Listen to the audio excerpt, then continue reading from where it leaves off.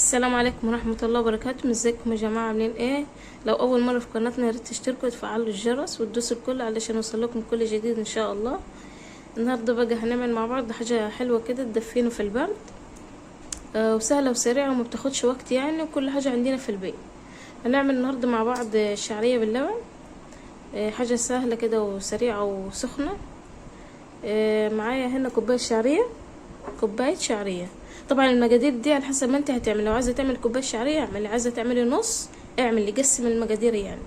معايا هنا كوبايه شعريه، كوبايه سكر، احنا بنحبه مسكر شويه فبحط كوبايه سكر مع كوبايه شعريه. لو مش عايزاه مسكر ما تحطيش كوبايه كامله، حطي كوبايه الا ربع سكر. وهنا معلقتين نشا كبار، فانيليا سايله، ولتر حليب سايل، 5 كوبايات. لو هتعملي نص المقدار اعملي نص لتر حليب، يعني 2.5 كوباية حليب. نجي هنا نشوف هنعمل ايه مع بعض، نقول بسم الله. هنا معايا حلة على النار، نسيبها تسخن شوية. هنا معايا معلقة سمنة، معلقة كبيرة سمنة. لو مش حابة سمنة عايزة تحطي زبدة حطي، ولو عندك سمنة بلدي كمان هيبقى اطعم من كده، يعني على حسب ما انت عندك وانت حابة ايه. هنحط السمنة، طبعا السمنة بيديها طعم حلو غني كده وحلو. لو مش حابة تحطي سمنة وعايزة تحطي زيت حطي زيت، بس السمنة بيديها طعم احلى. لو عندك كمان سمنة بلدي هيبقى احلى واحلى.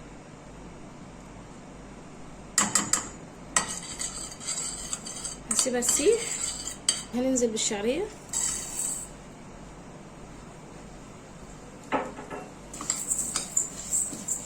ونقلب كويس.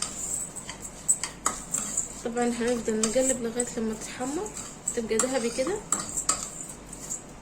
وما نسيبهاش خالص عشان هي بتتحمر بسرعة ما بتاخدش وقت.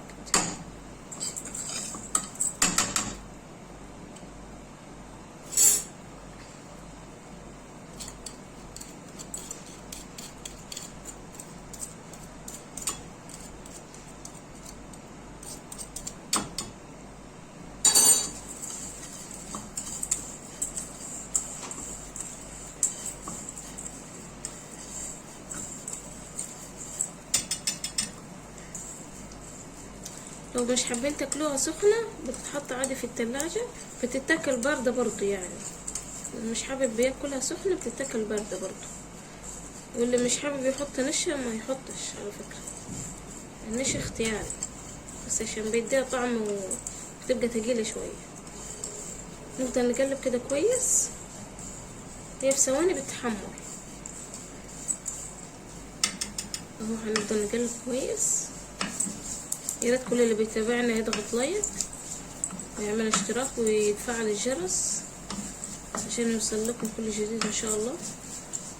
يا ريت كل اللي بيتابعنا يعني يبعت لنا هو من انهي بلد، نتشرف بيكم ان شاء الله وقناتنا تكبر بيكم.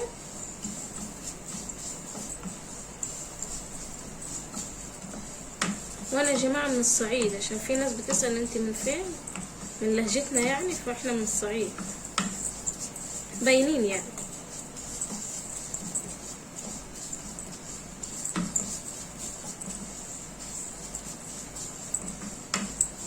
نفضل نقلب كده كويس.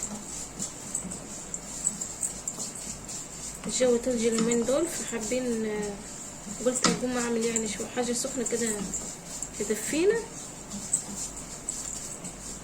وما بتاخدش وقت لما تستوي يعني. وكل حاجه عندنا في البيت، الشعريه في البيت والسكر في البيت والحليب. طبعا لو ما عندكش، على فكره في ناس ما عندهاش لبن سايل، حليب سايل يعني، ممكن تعملي بلبن بودره،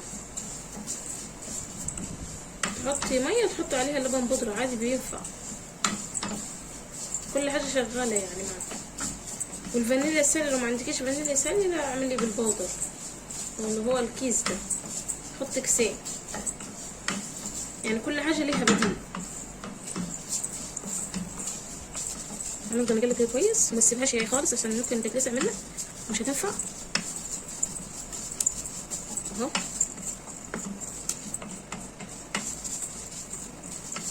طبعا رمضان دخل علينا، كل سنه وانتم طيبين. هنبتدي بنجهز في حاجه رمضان، مشتريات وكده، والخزين برضه في الفريزر. لو حابين اي حاجه يعني نعرفها ونعملها مع بعض قولوا لي في الكومنتات واحنا نعملها مع بعض.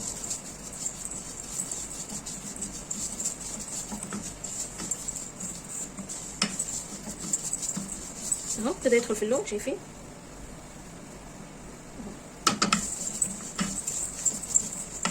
نقلب كويس الجناب برضو.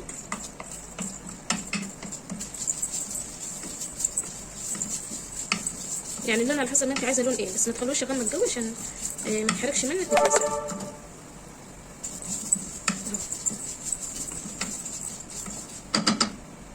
شايفين لونه ازاي؟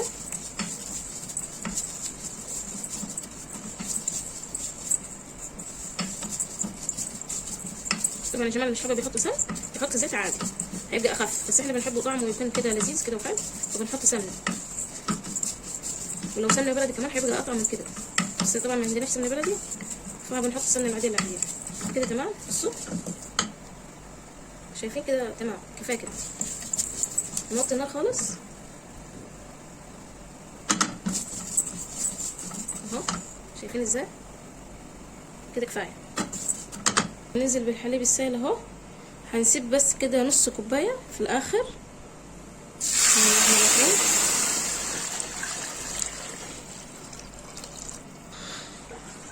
نقلبه كويس.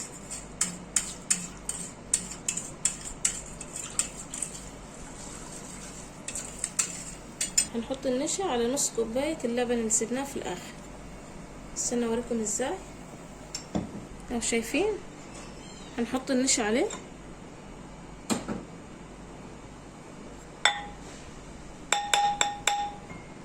هنقلبه كويس.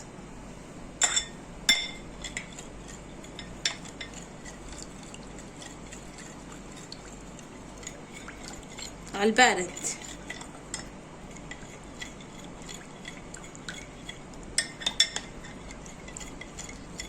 على فكرة في ناس بتحط له كريم شانتيه، لو عندك حطي، بس انا ما عنديش دلوقتي. هنقلب كويس كده اهو.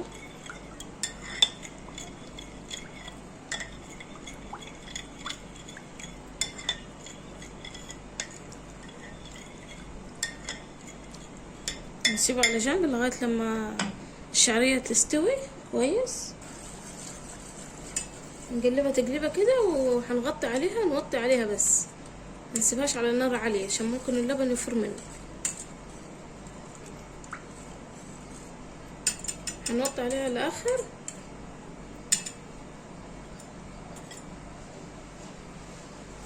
ونغطيها بس ما نغطيهاش غطا كامل عشان هتفور.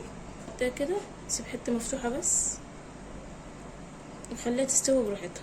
لما تستوي هنرجع لكم نشوفهم مع بعض بعد ما استوى اهو. كده خلاص هو استوى. هننزل بالسكر. بسم الله. نقلب كويس. لو مش حابه مسكر قوي زي ما احنا حاطين حطي كوبايه الا ربع سكر.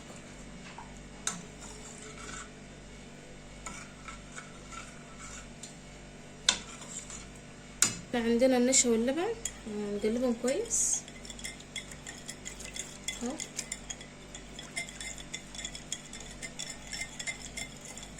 لازم نتاكد ان هو دب النشا دب في اللبن. لو ما دبش ونزلتيه على كده ممكن يكلكع منك، مش هيبقى حلو. نقلب كويس اهو.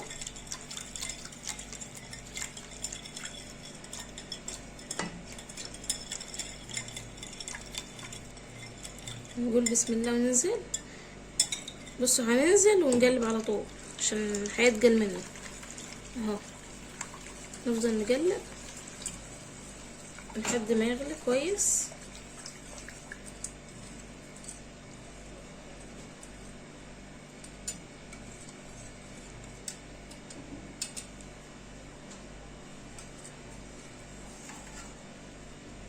هننزل بالفانيليا. لو ما عندكيش فانيليا سايله نحط فانيليا بودر، نقلب كويس.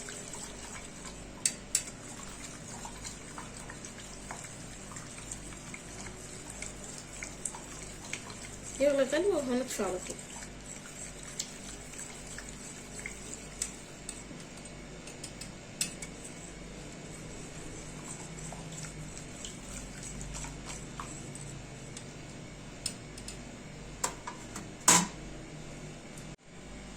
كده ابتدى يغلي اهو، يغلي غلوة بس ونطفي. القوام تقل، القوام تقل معايا شوية اهو.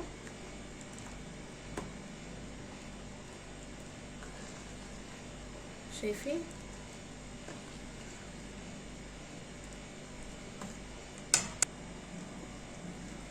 بس كده تمام. كده خلصت معايا الشعرية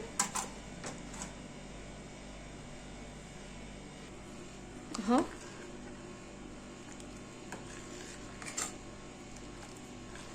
هنحط هنا